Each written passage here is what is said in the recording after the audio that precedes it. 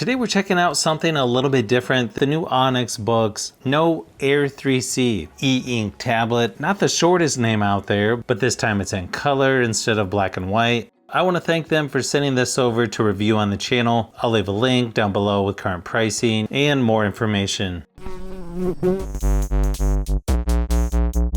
It also comes with a cover and extra tips for the stylus as well. It's got a 10.3 inch Kaleido 3 Carta 1200 glass screen with flat cover lens at 2480 by 1860 resolution, and it's got 4096 colors. It also comes with a BOOX stylus touch with over 4000 levels of pressure sensitivity, plus it has capacitive touch. It's got 4 gigabytes of RAM, 64 gigabytes of storage. You can use a micro SD card to expand the storage. It's got dual speakers, a built-in microphone, and a 3700 milliamp hour battery. Weighs in at 430 grams, so a little bit lighter than their black and white version. It's got dual band Wi-Fi, Bluetooth 5.0. It's got a front light with CTM, warm and cold. Also has a gyro sensor. Now the software on this is Android 12, but it's going to look quite a bit different. You also have a fingerprint scanner right on the power button. It's got a USB-C port that supports OTG, or you can use it as an audio jack as well. Nice thing is you can decide between extreme black and white or e-ink Carta 1200. To put things more in color, just keep in mind this isn't going to look like a traditional Android tablet since it's not going to have as many colors.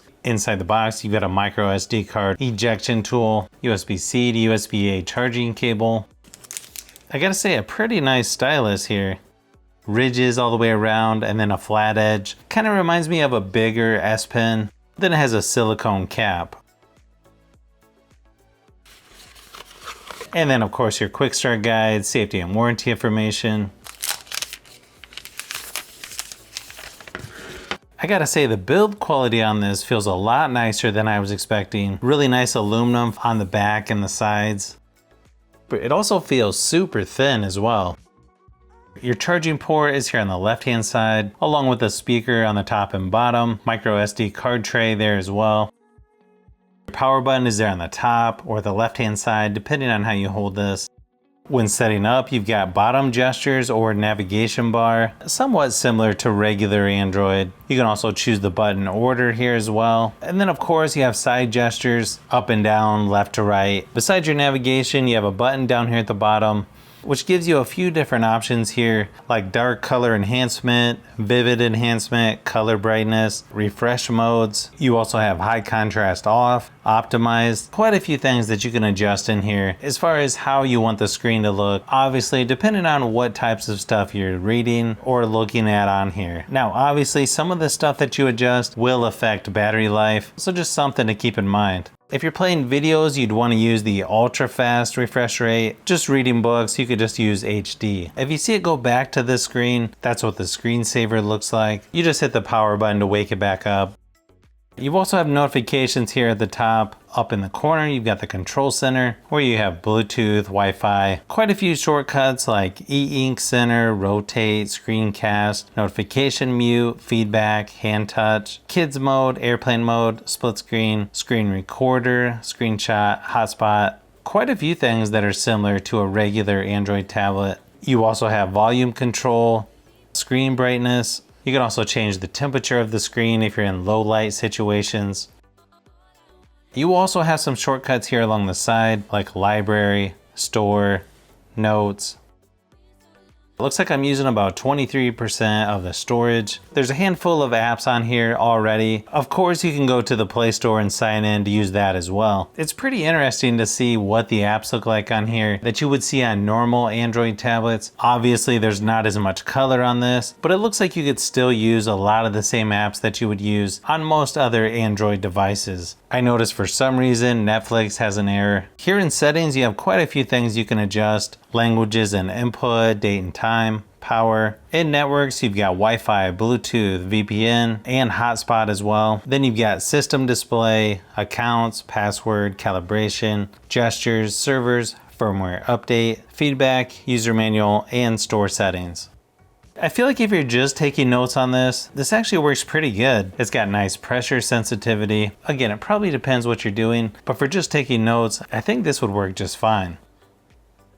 Probably the first thing you'll notice on something like this is just how different things move compared to a regular Android tablet. I'm not sure if you can hear this, but when you swipe across the screen, it actually sounds like real paper.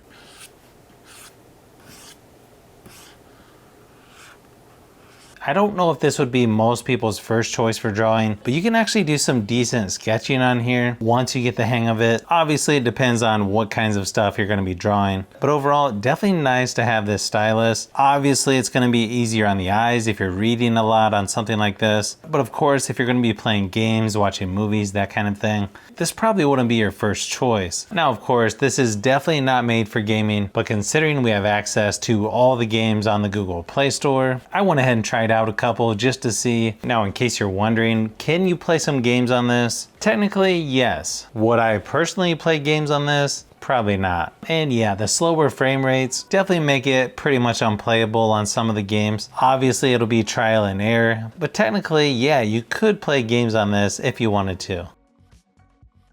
Primarily, this is going to be used for reading most of the time, maybe taking notes, doing a little drawing, and I feel like it could be a good option for people that are just wanting to do those things. Probably the biggest downside to me for this tablet would be the price, considering you can get some of the flagship Android tablets, and it's more expensive than the entry-level iPad 10. So I feel like it probably depends on what you're looking for, because you're not going to get the performance that you would get on some of those other Android tablets, but definitely an interesting tablet for people that are looking for a larger e-reader, especially if you're looking for one that has some color to it, so it's just not black and white.